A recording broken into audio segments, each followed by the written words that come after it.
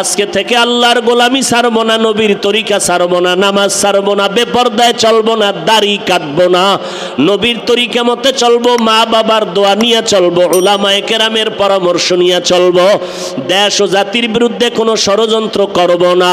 সবার কপালে তওবা নসিব হবে না, সবাই জান্নাতি হইয়া মরতেও পারবে না। আল্লাহ যাকে কবুল করবেন সেই তওবার দরজায় ফিরে আসবে। ও আল্লাহর বান্দা, আল্লাহকে বলো, আয় আল্লাহ তওবাওয়ালা জিন্দেগি দান করেন। জীবনটা চলিয়া গেল, আর নামাজ ছাড়বো না, বেপরদায় চলবো না, নবীর বিরোধিতায় যাব না, ওলামায়ে কেরামের পরামর্শ নিয়ে, মা বাবার দোয়া নিয়ে চলবো।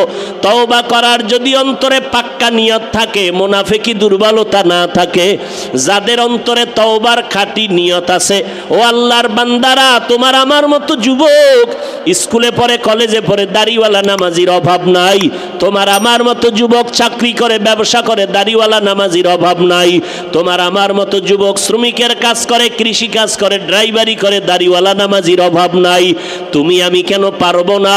আল্লাহর কাছে তৌফিক চাও, আর দিলটা নরম করো তওবার জন্য। আল্লাহর কাছে বলো, হে আল্লাহ, খাঁটি অন্তরে তওবার নিয়ত করলাম।